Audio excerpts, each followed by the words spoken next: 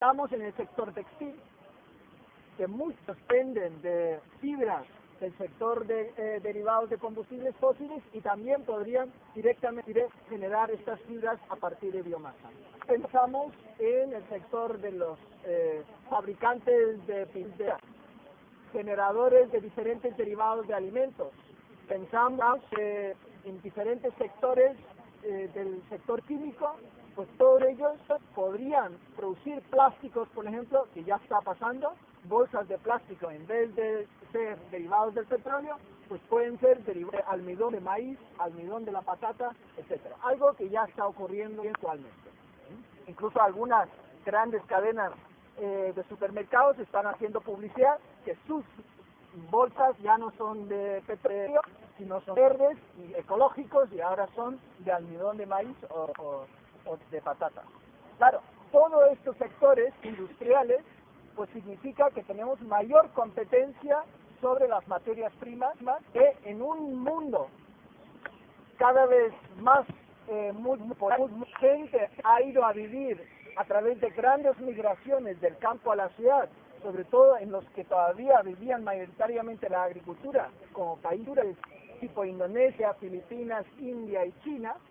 Nos podemos imaginar también los cambios que significan eso en el mercado internacional de venta y compra de productos agroalimentarios por esa concentración de las personas en las grandes ciudades. Eso es un fenómeno que por supuesto tiene que ver con ese poder económico, el poder político que han adquirido los nuevos países llamados emergentes. A mí no me gusta mucho llamarles emergentes porque forman parte de la élite capitalista a la que hoy nos referimos, ¿no? Y simplemente para terminar con un dato importante también, ¿no? Si analizamos lo que es la riqueza acumulada de lo que serían los 100 billonarios más ricos del mundo, o sea, los que tienen más de 1.000 millones de euros en su capitalización, pues resulta que el sector donde más dinero acumulado ese es el sector de la gran distribución de alimentos, ¿no?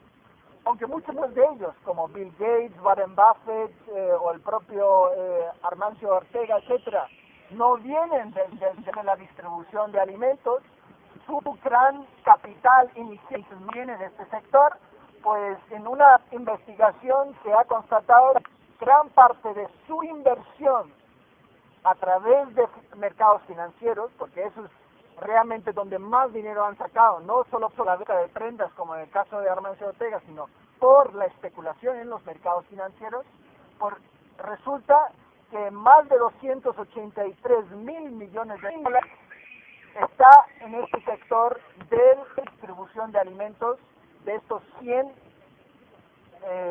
digamos, personas más ricos del mundo. Bueno, yo luego tenía, digamos, otra parte en relación a la Unión Europea y el sector de la gran sector alimentario, pero quería tener aquí un momento que entremos en debate, que cuestionemos cosas que se han dicho y si tenéis todavía ganas para esa segunda parte, pues luego pasamos a esa segunda parte. Aquí atrás. Vale, levantáis la mano y yo os apunto. Bueno, por decir un par de preguntas. La primera es que has hablado de la influencia del Fondo Monetario Internacional y el Banco Mundial. De eso solemos hablar todos. Pero cuando hablamos de eso no deberíamos decir que los grandes bancos y los grandes fondos de inversión son los de cómo actúa la Troika y cómo actúa el Fondo Monetario Internacional y el Banco Mundial. No son la cara, pero que detrás los que dan las órdenes son otros. Esa es una pregunta. Y la otra es, bueno, yo no sé, como tú tocas muchos palos, no sé si tocas el palo de educación. Yo cuando me eduqué, que ya es hace mucho tiempo, pues no sabíamos ni la letra. Es decir, yo creo que en educación ahora están diciendo que es educación para la ciudad, que si religión o no religión. Pero bueno, estos temas que son importantísimos y que nunca se oye hablar de ellos porque la gente no los ha mamado de pequeños, que estáis intentando para hacer algo de que entren en los sistemas de justicia, y si en caso que intentando hacer, os hacen algún caso, o estos temas van a quedar en el tiempo.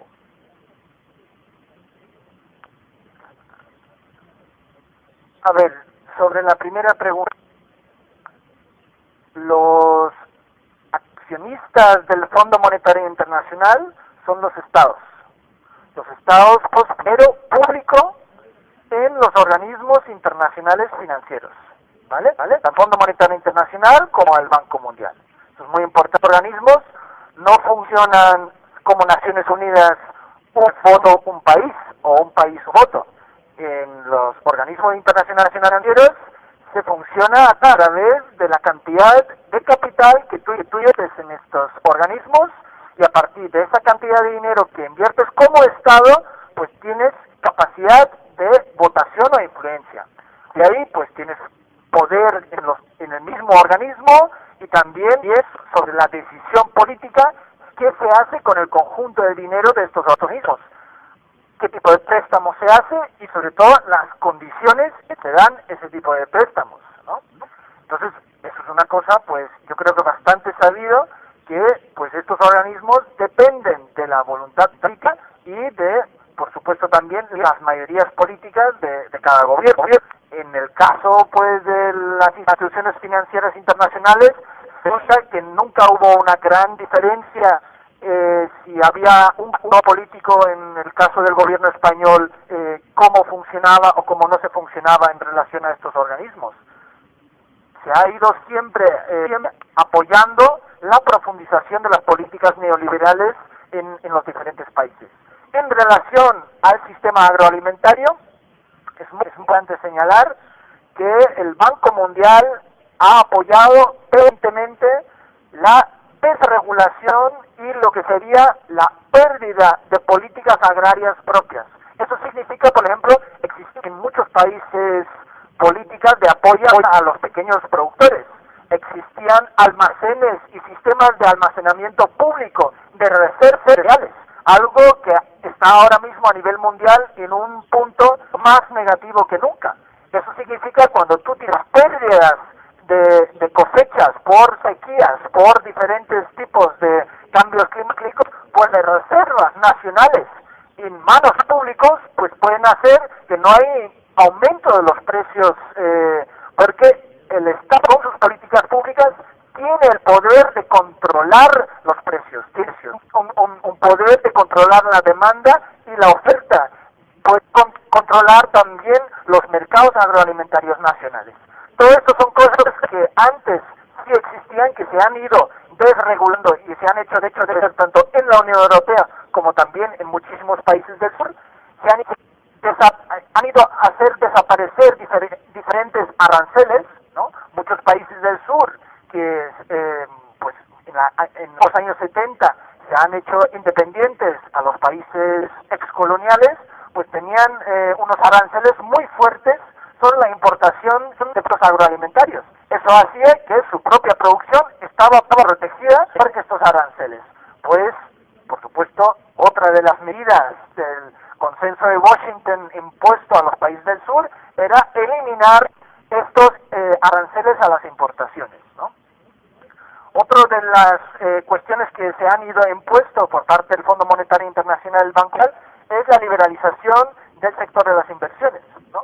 Una compañía occidental hace inversiones en algún país del sur, por supuesto no está interesado en que haya una diversidad de productos agrícolas para la población local. Lo único que le interesa es tener una mano de obra, suelo fértil, acceso a agua gratuita, mucha fertilidad, y luego la exportación de estos productos a los mercados internacionales donde se paga un precio mayor, ¿no? Así que estos organismos, sin entrar en muchos más detalles, han sido muy responsables de la eliminación de las políticas públicas agrarias que en su momento sí garantizaban la seguridad alimentaria. De hecho, uno de los cambios importantes que han hecho países como Brasil, por ejemplo, que con su poder económico y su aumento en el poder político se ha hecho independiente y han ido implementando una serie de políticas que han garantizado y han protegido las políticas agrarias, ¿no? Brasil en ese sentido es un ejemplo muy contradictorio, que tenemos un país que forma parte de los países más exportadores a nivel agroalimentario a nivel mundial, ha destrozado, ha arrollado, digamos, su medio ambiente, ¿no? Las mayores deforestaciones por monocultivos agroalimentarios están aconteciendo en Brasil. O sea, ellos están acabando con la Amazonía para la plantación de monocultivos de soja, que esa soja luego está utilizado para la alimentación de nuestra ganadería intensiva, que es un tema que luego, si queréis, en esa segunda parte sí me gustaría referir, porque la cantidad de soja que importamos en la Unión Europea corresponde a una superficie de 20 millones de hectáreas, ¿sí? O sea, la soja que importa la Unión Europea, ocupamos 20 millones de hectáreas entre Argentina y no se producen alimentos para él, sino piensos industriales para la ganadería intensiva de la Unión Europea. Entonces Brasil es muy contradictoria en ese sentido, un reflejo de este monopolio de las grandes agroindustrias, al mismo tiempo tiene políticas públicas de mayor inversión en lo que serían circuitos, digamos, de pequeña escala de producción y consumo, y donde más inversión de dinero público existe para la venta de productos ecológicos a, por ejemplo, manos públicos como colegios, universidades o diferentes instituciones públicas, ¿no? O sea, donde existe, digamos, la mayor cantidad de gente que trabaja en el sector agrario para la producción de alimentos para la compra pública, ¿no?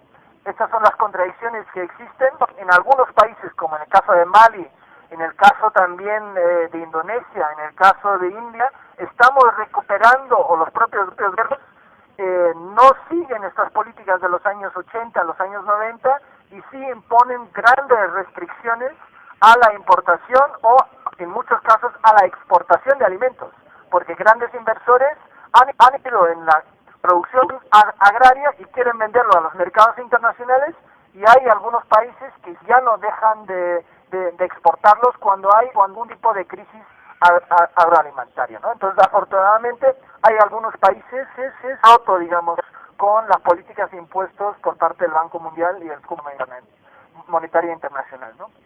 Pero bueno, no me extender más de estas instituciones asesinas, y sí referirme a la cuestión de la educación. Por supuesto, estamos hablando de unos temas que casi no aparecen en el currículum de la educación básica, pero lo que es todavía más grave, que muchos de estos temas, que deben ser temas obligatorios en muchas facultades de la universidad, ya poco aparecen como conocimiento básico en las universidades donde tendría que tocarse. Y eso, por supuesto, tiene que ver con, solo tenemos que ver un poco quiénes dirigen, en este caso en Madrid, la Universidad de Ingeniería Agrónomo, ¿no? Que son sectores que tienen sus contrataciones y ligación ligado a grandes empresas del sector agroalimentario, o podría ser Monsanto, para poner un ejemplo, en el día a día de la universidad, ¿no? Entonces, sobre esa pregunta, si esa crítica está en el día a día de la educación, pues me temo que estará reducido a aquellas profesoras y aquellos profesores que están sensibilizados con el tema y que tienen, digamos, una información alternativa. Lo que sí he visto a lo largo de los años, crecientemente, que profesores invitan a organizaciones no gubernamentales que sí controlan un poco más de estos temas y entran un poco a ampliar el conocimiento en las escuelas. Y en cada lugar donde se hacen ese tipo de jornadas, la verdad siempre han sido muy bienvenidos, tanto por el profesorado como por los alumnos, y yo creo que eso es en la que estamos muchas organizaciones, ¿no? Un trabajo de educación, sensibilización en el sector educativo con este tipo de información alternativo al que podemos encontrar en el currículum oficial.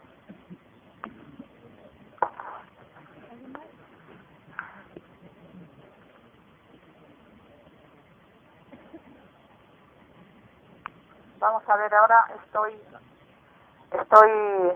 leyéndome la Constitución Bolivariana de Venezuela, y me parece que es en el título sexto que habla del sistema socioeconómico, una de las funciones que se delega al Estado es la del control del comercio en alimentos y de la soberanía alimentaria.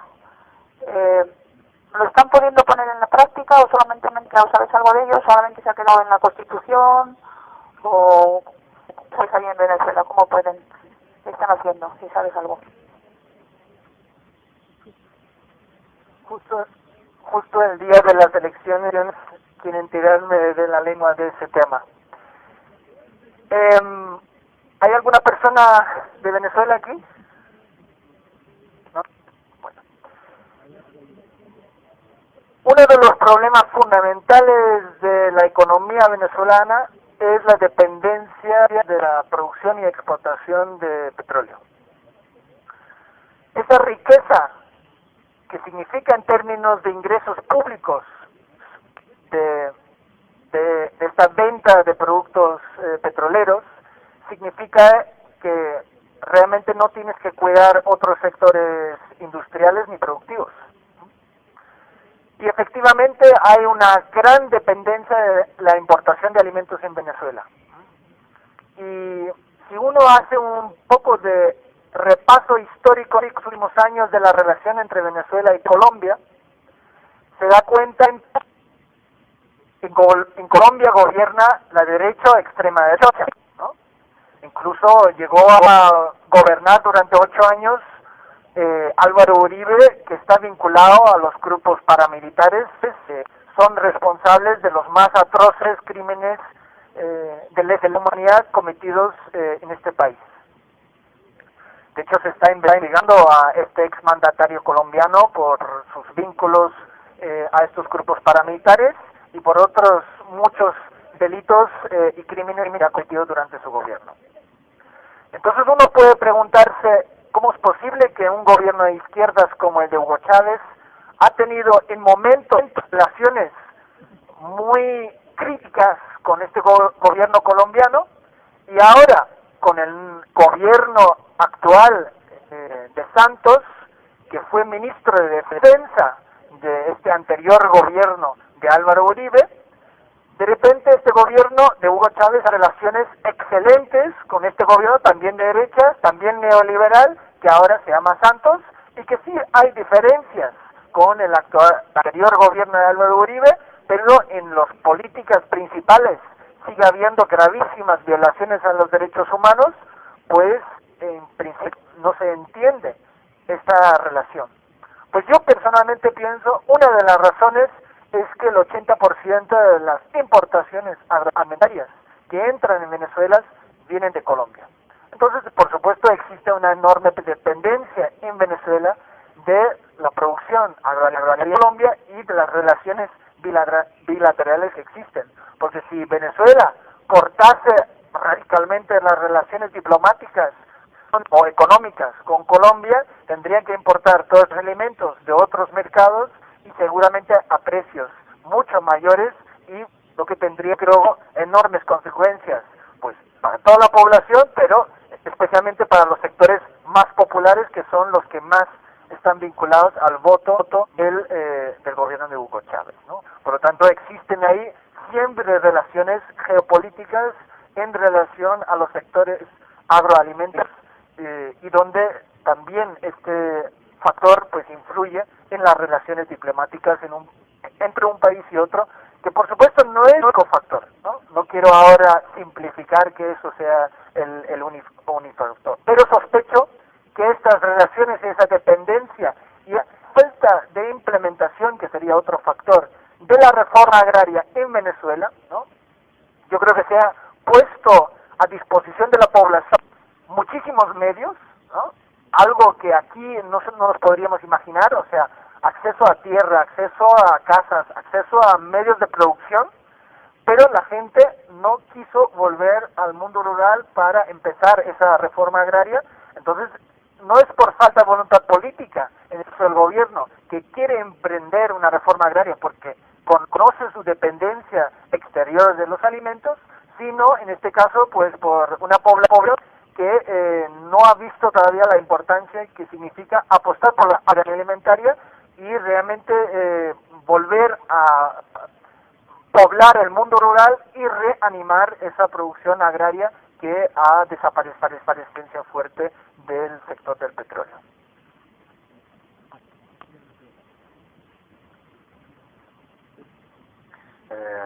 Antes que nada, gracias, Tom, por tu exposición.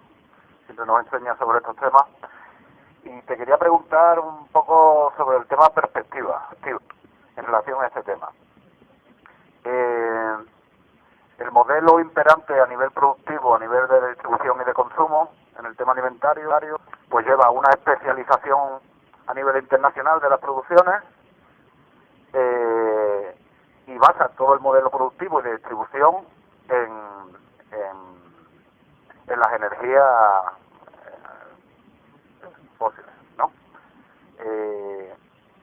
En la medida en que estas energías fósiles se están agotando, las bolsas de petróleo, etcétera, ya hemos pasado el pico del petróleo, esto va descendiendo. En primer lugar, obviamente, lo que se está produciendo es un aumento de los precios y se trata de sustituir por otras fuentes de energía. Pero si vemos información sobre las posibilidades de sustituir la energía a nivel completo, me parece bastante improbable, ¿no? Sobre todo porque lo que sustituir el petróleo en biomasa es bastante difícil de aportar, es existente, pero también otras fuentes de recursos como la eólica, la solar, etcétera, requieren de una serie de elementos. O sea, una placa solar necesita una serie de minerales que también existe a un nivel limitado en el mundo. Una torre de esta eólica también necesita una serie de materiales, de minerales que son muy limitados. O sea, ahora mismo, yo creo que, según los datos que hay, es imposible mantener el consumo de energía en el mundo cambiándolo por esta otra fuente. Vamos, no da para hacer motos y hacer baterías de litio eléctrica para todos los coches del mundo, etcétera, etcétera, etcétera. En la medida en que se vaya acabando el petróleo, por tanto, estimo que va a ser imposible mantener este modelo de especialización por países y de estos grandes movimientos de alimentos de unos sitios a otros del planeta, ¿no? Es lo previsible, que sea imposible que sea en este sistema, este modelo, ¿no? ¿En qué medida, si estás de acuerdo con esto, en que será imposible mantenerlo, y en qué medida se puede llevar de una manera inherente a volver al modelo por una mayor soberanía alimentaria? ¿Y en qué medida esto puede acabar o socavar con esta ligazón entre la especulación financiera y el tema de los alimentos? Las energías renovables no pueden sustituir el consumo actual de energías de base fósil. Efectivamente, porque nuestro planeta es finito y nuestros recursos minerales son finitos y todas las materias primas son finitas, efectivamente nunca vamos a ser capaces de generar la misma cantidad de energía que hoy en día se genera a base del petróleo, del gas natural, del carbón. Por supuesto, la biomasa es algo renovable, pero renovable a un cierto ritmo. Y llevamos desde la década de los 70 viviendo por encima de la biocapacidad del planeta. Eso significa vivimos por encima del ritmo de reposición de la biomasa. Y biomasa en todos los sentidos.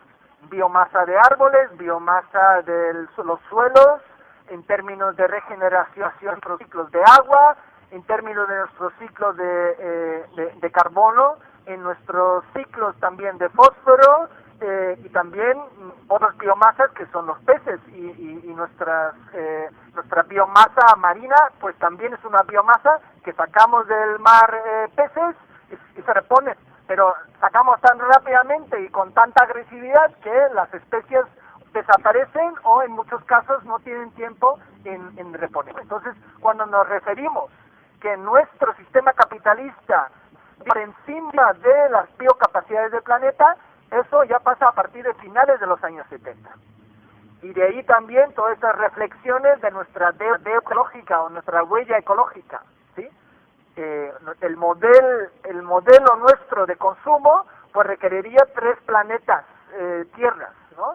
Por lo tanto, hay una necesidad urgente y obligatoria de reducir nuestro consumo de materias primas, de todo tipo, ¿vale? Eso llevado ahora al sector agroalimentario es brutal.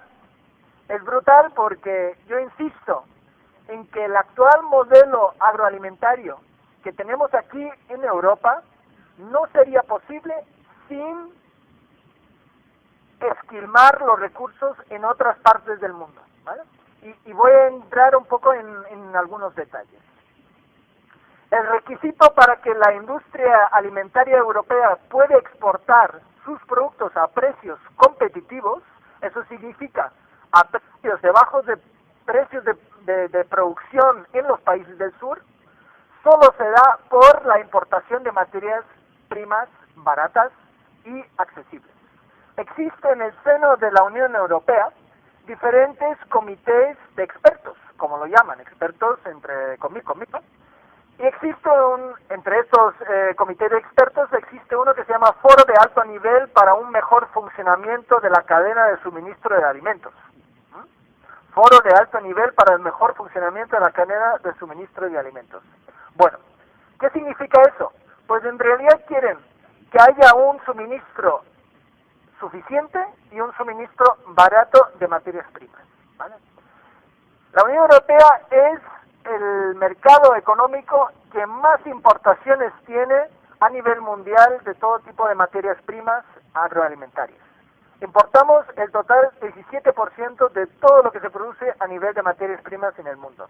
Y el 70% de este 17% viene de países en desarrollo. O sea, hay países que tienen más problemas de suministro de alimentos y donde más hambre se da, ¿no? Esto, por supuesto, es un dato a tenerlo en cuenta. Si ahora vamos a por la pregunta y pensamos, ¿vale? No seríamos capaces de sustituir los niveles de producción de energía o de consumo energético en el Estado español o en la Unión Europea por biomasa. Entonces, ¿de dónde viene la biomasa? Que vamos a quemar en calderas, que vamos a convertir en gasolina. ¿De dónde va a venir la biomasa?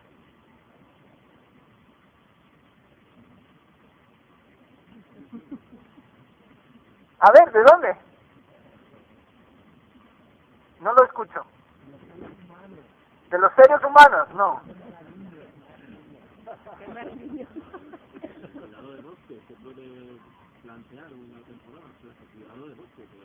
Vale, podemos plantar bosques en el Estado español y cuidarlos y todo eso, pero ahí sale, digamos, una cantidad de biomasa reducida que en ningún caso satisfacería, digamos, las necesidades de hoy de nuestro consumo energético, ¿vale?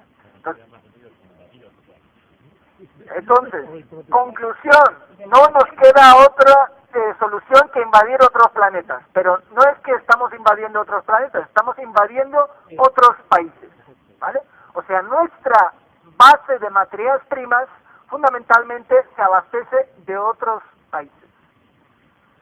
Eso es muy importante porque toda esa alimentación muy rica en proteínas cárnicas requiere una cantidad enorme de proteínas vegetales. De hecho, según un informe del relator especial de Naciones Unidas para el Derecho a la Alimentación del año 2011, él dice que en la actualidad destinamos, en términos de energía, tanto kilocalorías de energía para producir proteínas vegetales, para convertirlos luego en carne, o sea, proteínas de animal, que podrían alimentar a 1.700 millones de personas.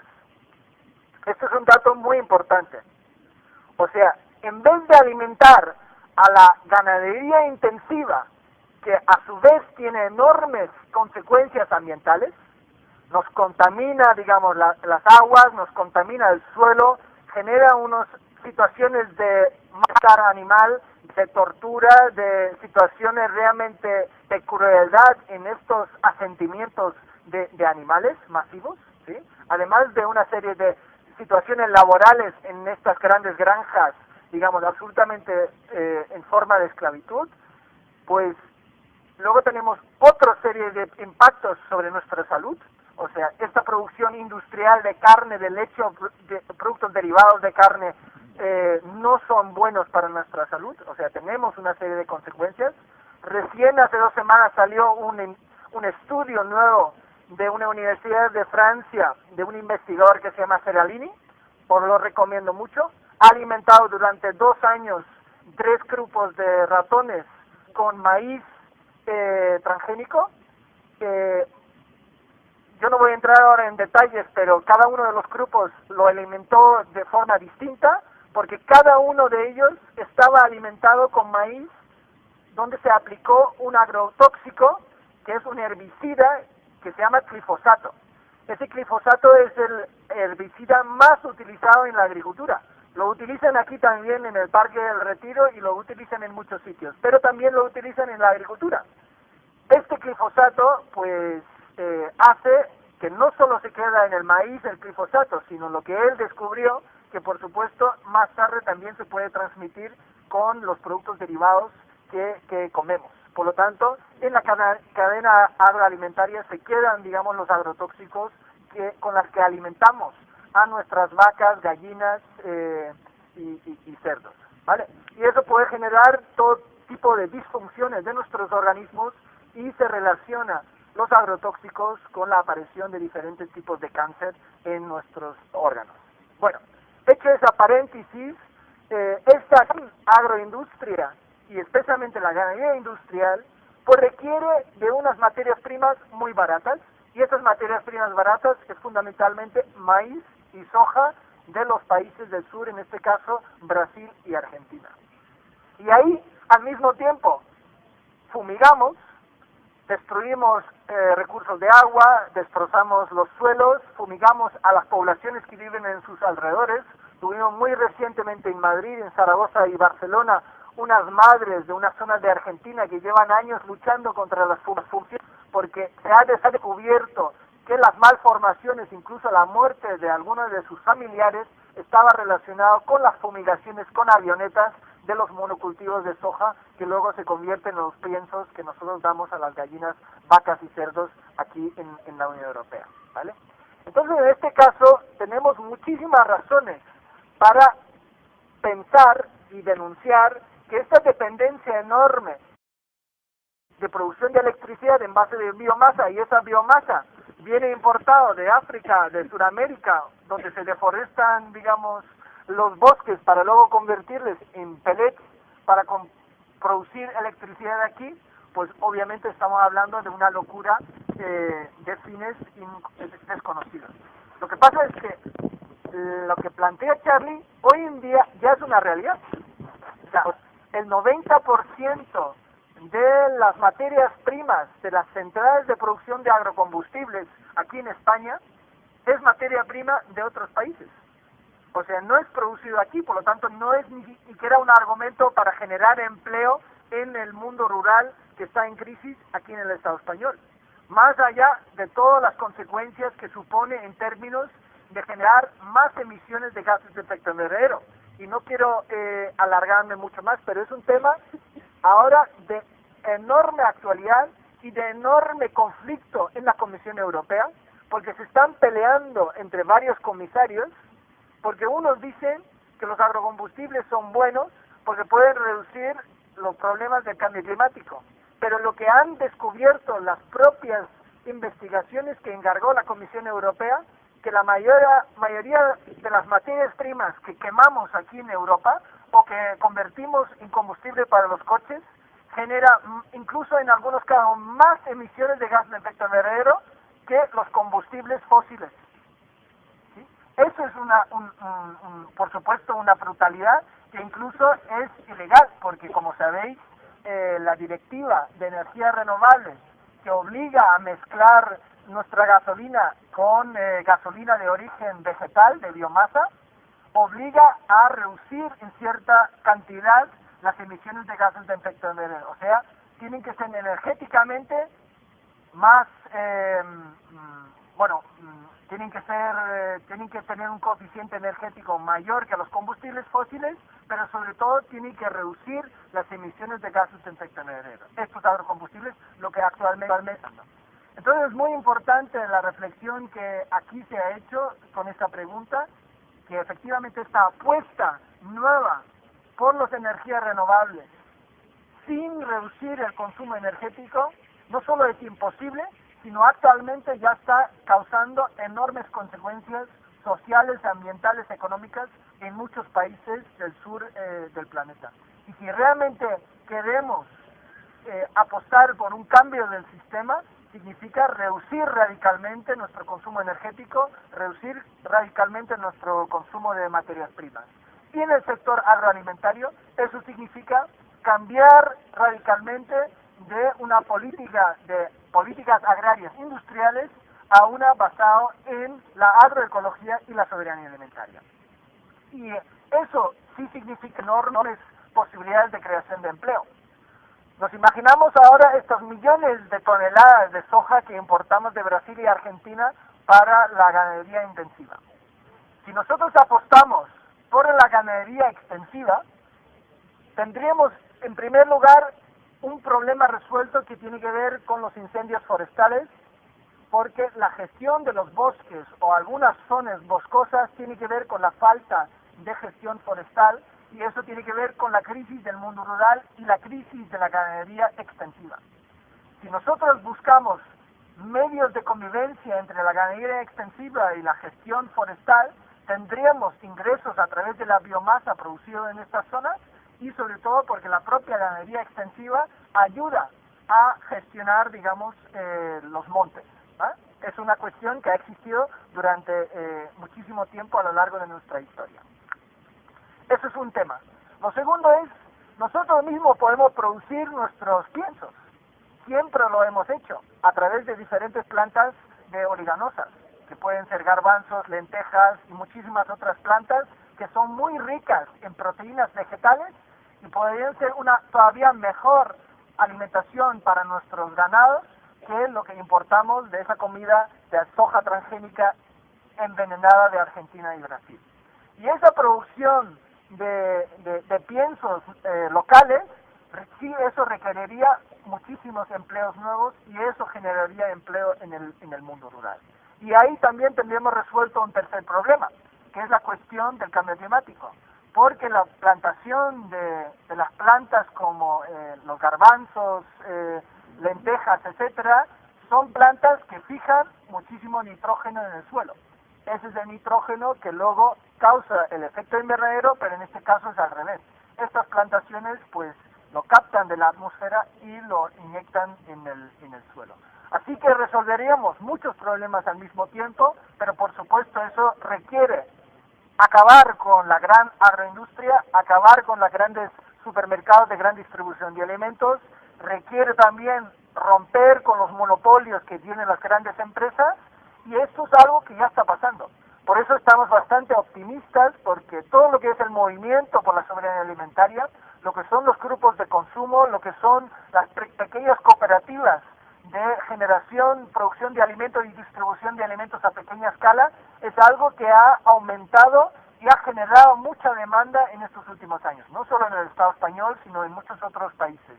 Y estamos ya pasando en muchos lugares de producción industrial a producción ecológica, no solo por cuestiones ambientales, sino en muchos casos también por cuestiones económicas, ¿no? En el vino claramente se ha visto, ¿no? Se puede ahorrar muchísimos gastos y se puede tener muchísimos valores añadidos si de repente pues dejamos de utilizar muchísimos agroquímicos en la producción de vino, pero eso también podemos aplicar a muchos otros sectores. Entonces la alternativa claramente es volver a una agricultura basada en los pequeños agricultores, realmente basado en una agricultura sin la utilización de químicos, en la utilización de una agricultura con mucho menos dependencia de los recursos fósiles, y además en nuestro contexto ibérico, una agricultura con mucha menos utilización de agua,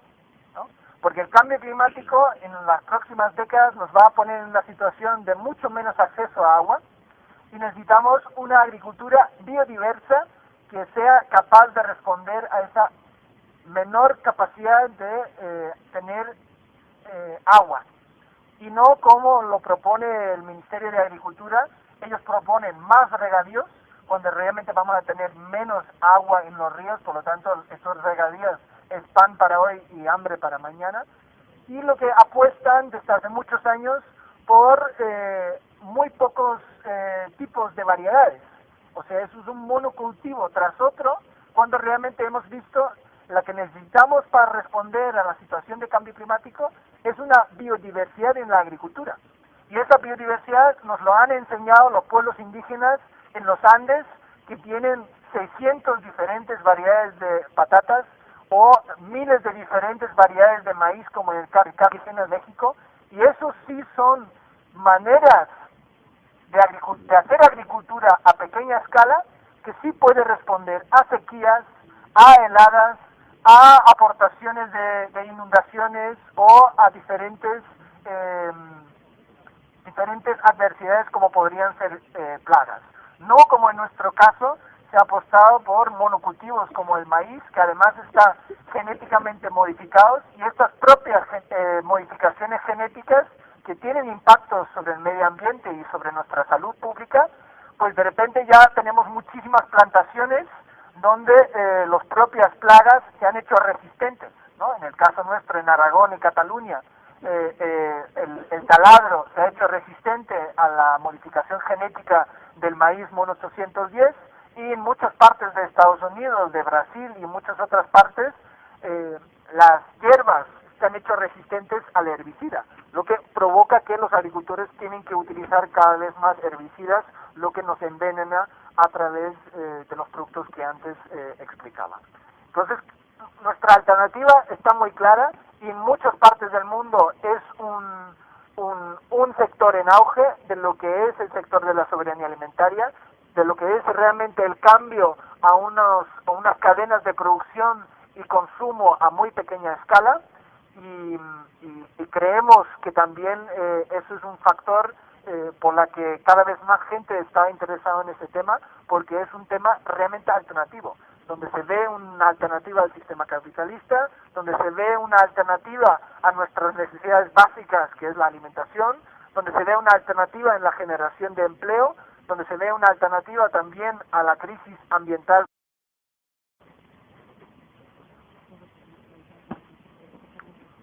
Bueno, en cualquier caso, muchísimas gracias a todos, porque la verdad es que los conocimientos que tiene sobre esta materia son realmente espectaculares, y yo en ese sentido a mí lo que me gustaría es irme a casa con un par de ideas claras.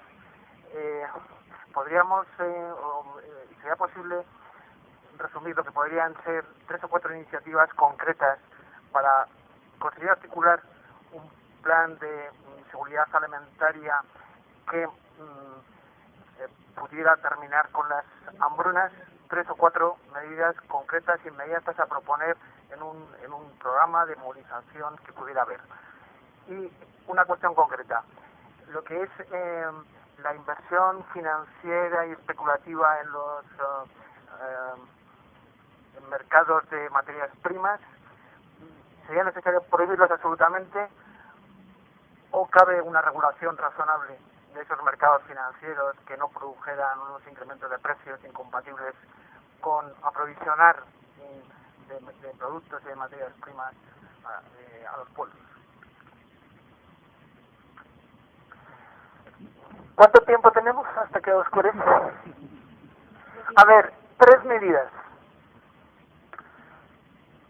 La primera medida sería la prohibición de derivados financieros en el sector agroalimentario, ¿vale? Esto lo estamos reclamando desde la crisis financiera del sector inmobiliario desde el año 2008, no ha pasado nada, pero hemos visto, por ejemplo, el gobierno alemán hace 2 años cuando unilateralmente prohibió la especulación a corto, que significa la prohibición temporal de aquellos actores que especulan para que algunos activos financieros bajan de precio para que luego lo compren barato para luego venderlo más caro, ¿no? Eso se llama la especulación de venta a corto. Pues Alemania unilateralmente prohibió eso durante algunos meses. Por lo tanto, no sería una cuestión, como decimos, imposible, ¿no? Sino es una cuestión realmente factible. Ahí se dan varias circunstancias, que algunos organismos internacionales realmente están muy preocupados por esa volatilidad en los precios. Existe un organismo que se llama la UNCTAD, que es un organismo vinculado a Naciones Unidas, que surge de los años 70, donde los países del sur tenían más poder en el comercio internacional, y ahí hay organismos que están buscando una mayor, ellos lo ponen el escalón, digamos, muy bajo.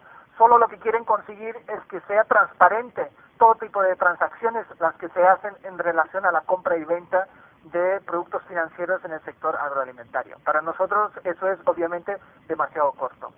Y lo vinculo un poco a tu segunda pregunta, porque esa pregunta no es fácil de responder, ¿no?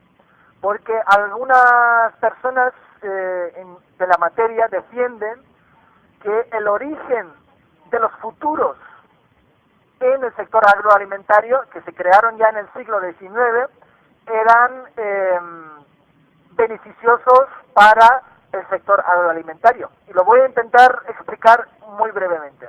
Los futuros en el sector agroalimentario surgen en Estados Unidos y surgen como un seguro a los grandes productores. Y ahí yo siempre insisto, tenemos que hacer siempre una gran diferenciación entre la pequeña producción y la gran agroindustria, ¿no? Donde surgen los futuros en Estados Unidos no eran los pequeños agricultores que trabajan la tierra, sino de los grandes terratenientes que tenían ya en aquel momento en el siglo XIX grandes extensiones de producción de cereales y de maíz. Y claro, en circunstancias de conflicto armado, de guerra o de problemas climáticos y de una gran pérdida de cosechas, pues tú podías perder muchísimo dinero.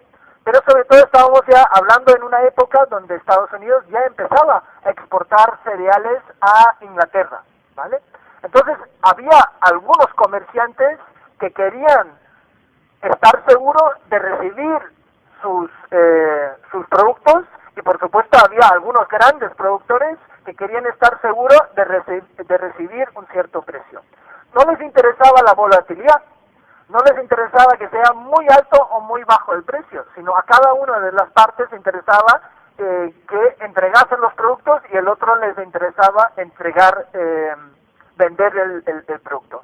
Eso, en muy resumidas cuentas, lo estoy haciendo digamos muy superficial, era el origen de lo que eran los futuros agroalimentarios, ¿vale? Establecer un precio concreto, un precio X sobre una cantidad Y de cereales a venderlo en tal fecha de la cosecha.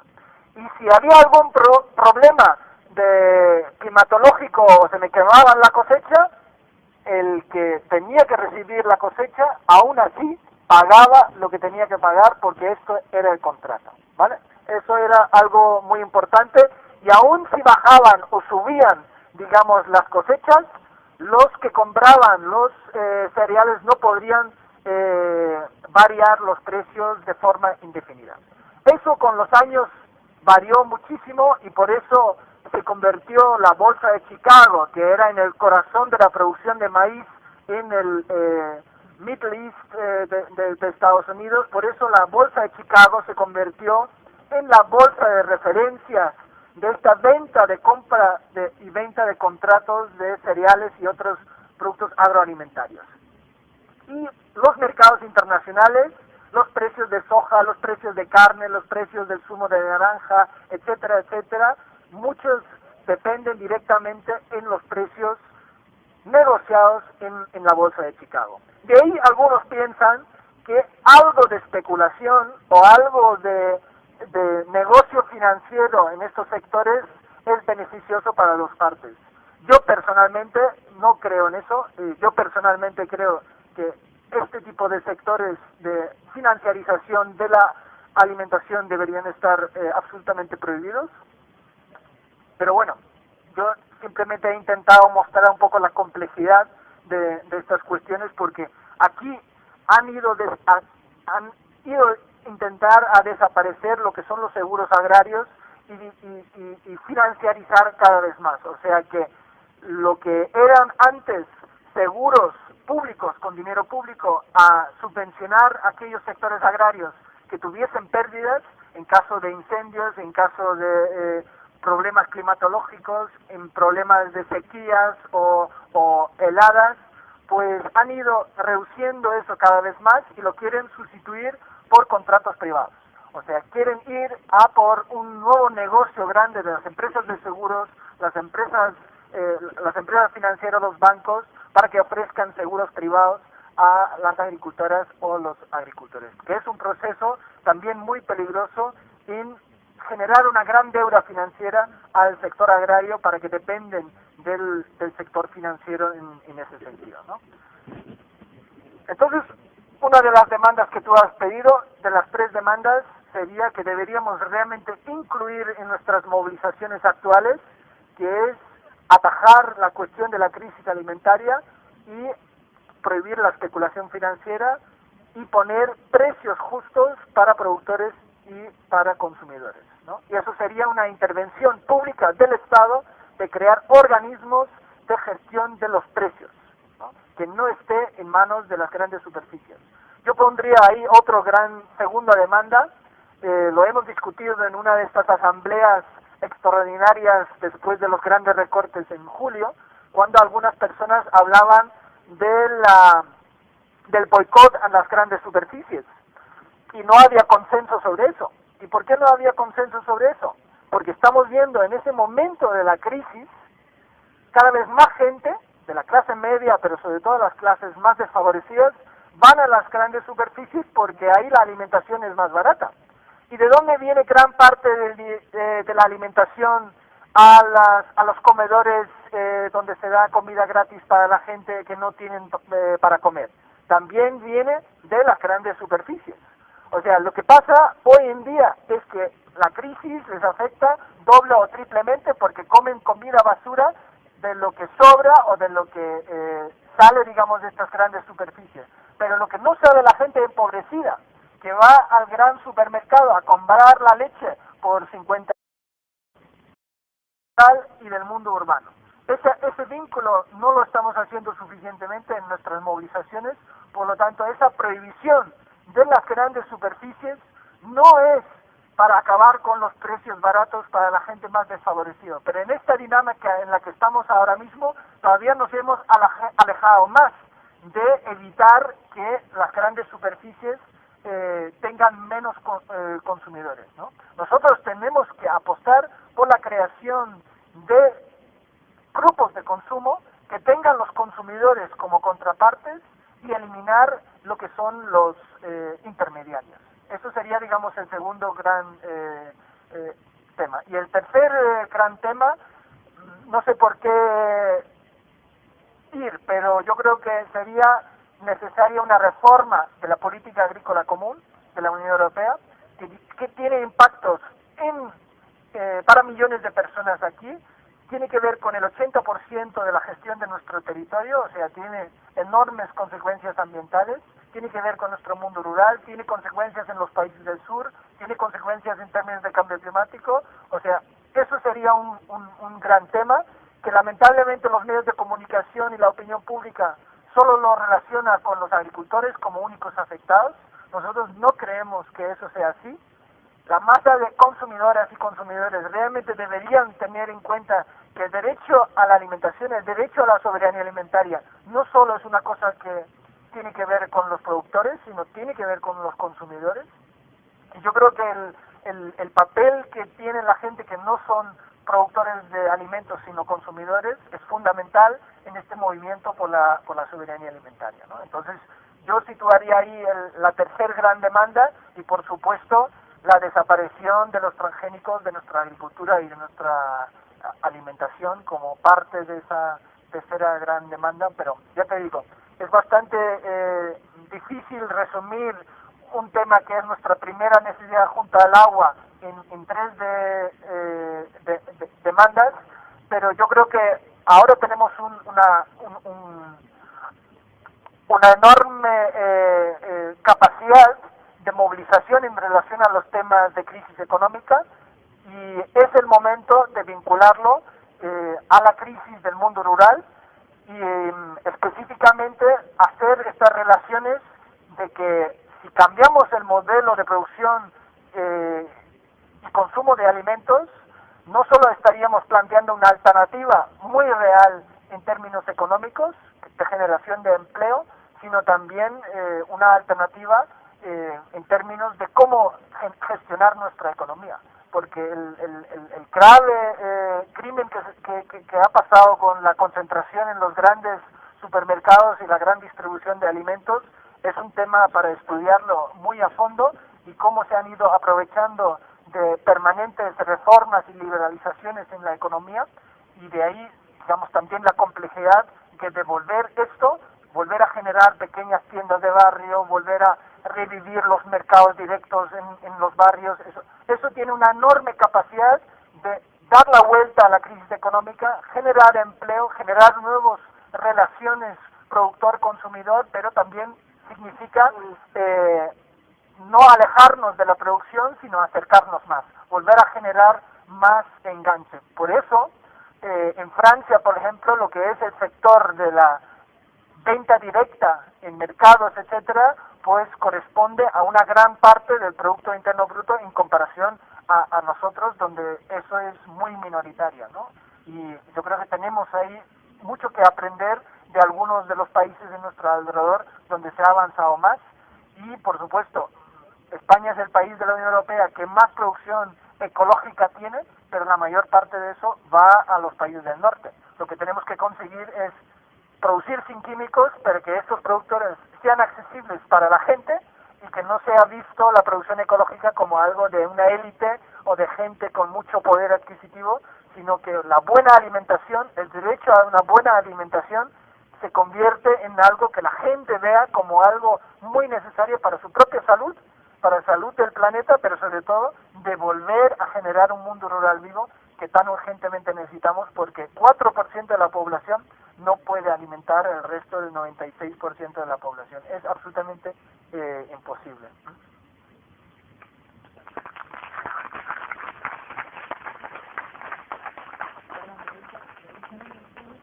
Bueno, si no hay nadie más, solo deciros que creo que ya lo tenéis todos y todas. El programita esta semana es la Semana de la Deuda. Hay actividades todos los días de la semana. Si no lo tenéis, aquí hay bastantes folletos, y de la misma manera, si tenéis asambleas, si tenéis alguna reunión, si vais al gimnasio o tenéis junta vecinal, os podéis llevar unos cuantos para repartírselo a vuestros compañeros. Así que, como es la Semana de la Deuda, el domingo que viene lo dedicaremos a la deuda. También me dice el compañero que hay chapitas de la plataforma por la auditoría ciudadana de la deuda. A €1 las tiene él, son muy monas, si las queréis. Y nada, importante, el próximo 13 de octubre, el próximo sábado, una manifestación, No debemos, no pagamos. Nos vemos todos en la sede de la Unión Europea, en la Plaza de Emilio Castelar, ahí en la Castellana, a las 6 de la tarde. Así que nada, nos veremos antes del domingo que viene, pero si no, el domingo estamos aquí. Muchas gracias, y muchas gracias a todos. A través de la cantidad de capital que tú inviertes en estos organismos, y a partir de esa cantidad de dinero que inviertes como Estado, pues tienes capacidad de votación o influencia. Y ahí pues tienes poder en el mismo organismo, y también es sobre la decisión política que se hace con el conjunto de dinero de estos organismos, qué tipo de préstamo se hace y sobre todo las condiciones que se dan ese tipo de préstamos, ¿no? Entonces, eso es una cosa, pues yo creo que bastante sabido, que pues estos organismos dependen de la voluntad política y de, por supuesto, también las mayorías políticas de cada gobierno. En el caso pues de las instituciones financieras internacionales, cosa que nunca hubo una gran diferencia si había un político en el caso del gobierno español, cómo funcionaba o cómo no se funcionaba en relación a estos organismos. Se ha ido siempre apoyando la profundización de las políticas neoliberales en los diferentes países. En relación al sistema agroalimentario, es muy importante señalar que el Banco Mundial ha apoyado evidentemente la desregulación y lo que sería la pérdida de políticas agrarias propias. Eso significa, por ejemplo, existen en muchos países políticas de apoyo a los pequeños productores. Existían almacenes y sistemas de almacenamiento público de reservas cereales, algo que está ahora mismo a nivel mundial en un punto más negativo que nunca. Eso significa cuando tú tienes pérdidas de cosechas por sequías, por diferentes tipos de cambios climáticos, pues de reservas nacionales en manos públicos, pues pueden hacer que no hay aumento de los precios, porque el Estado con sus políticas públicas tiene el poder de controlar los precios, tiene un poder de controlar la demanda y la oferta, puede controlar también los mercados agroalimentarios nacionales. Todo esto son cosas que antes sí existían, que se han ido desregulando y se han hecho, de hecho, tanto en la Unión Europea como también en muchísimos países del sur, se han ido a hacer desaparecer diferentes aranceles, ¿no? Muchos países del sur que pues en los años 70 se han hecho independientes a los países excoloniales, pues tenían unos aranceles muy fuertes sobre la importación de productos agroalimentarios. Eso hacía que su propia producción estaba protegida por estos aranceles. Pues, por supuesto, otra de las medidas del consenso de Washington impuesto a los países del sur era eliminar estos aranceles a las importaciones, ¿no? Otra de las cuestiones que se han ido impuesto por parte del Fondo Monetario Internacional y el Banco Mundial es la liberalización del sector de las inversiones, ¿no? Una compañía occidental que hace inversiones en algún país del sur, por supuesto, no está interesado en que haya una diversidad de productos agrícolas para la población local.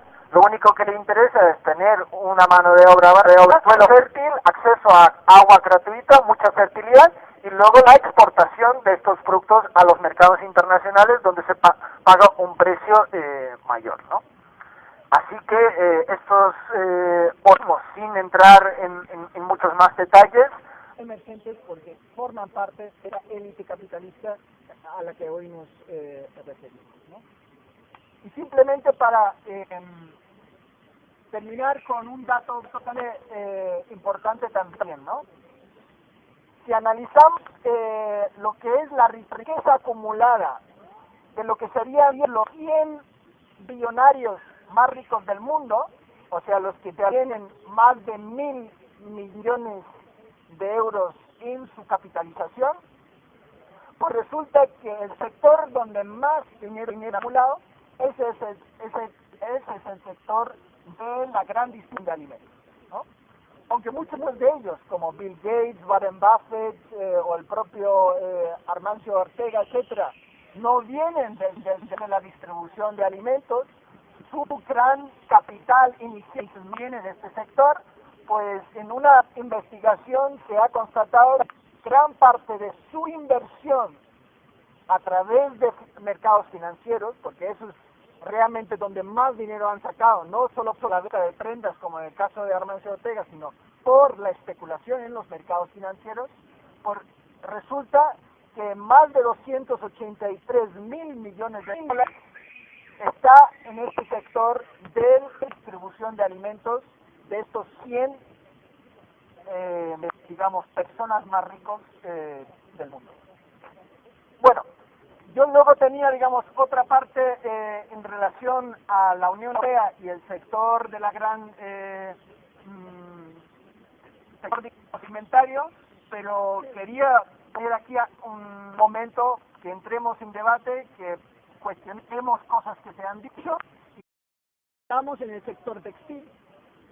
que muchos dependen de fibras del sector de derivados de combustibles fósiles y también podrían directamente generar estas fibras a partir de biomasa. Pensamos en el sector de los fabricantes de generadores de diferentes derivados de alimentos. Pensamos en diferentes sectores del sector químico, pues todos ellos podrían producir plásticos, por ejemplo, que ya está pasando, bolsas de plástico en vez de ser derivados del petróleo, pues pueden ser derivados de almidón de maíz, almidón de la patata, etcétera. Algo que ya está ocurriendo actualmente.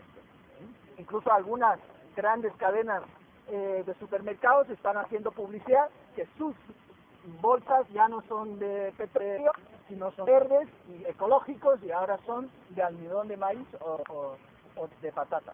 Claro, todos estos sectores industriales pues significa que tenemos mayor competencia sobre las materias primas, que en un mundo cada vez más muy gente ha ido a vivir a través de grandes migraciones del campo a la ciudad, sobre todo en los que todavía vivían mayoritariamente la agricultura, como países tipo Indonesia, Filipinas, India y China.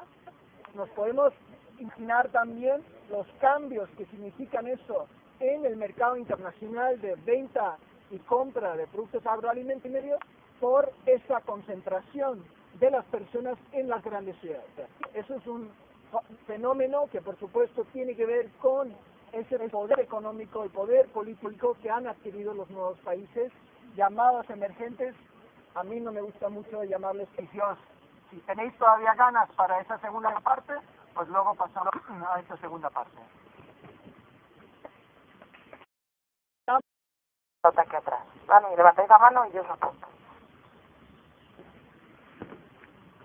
Bueno, por decir un par de preguntas. La primera es que has hablado de la influencia del Fondo Monetario Internacional y el Banco Mundial. De eso solemos hablar todos.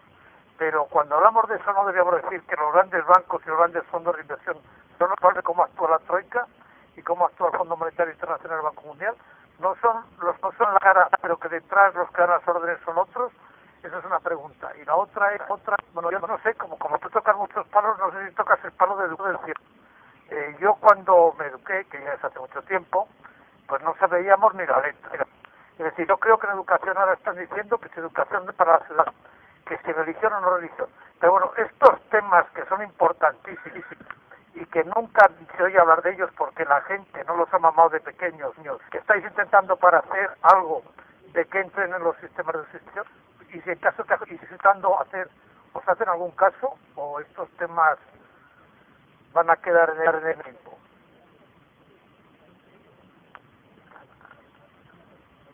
A ver, sobre la primera pregunta, los accionistas del Fondo Monetario Internacional son los estados. Los estados, pues, dinero público en los organismos internacionales financieros, ¿vale? El Fondo Monetario Internacional como el Banco Mundial. Eso es muy importante. Los organismos no funcionan como Naciones Unidas, un voto, un país, o un país, un voto. En los organismos internacionales financieros se funciona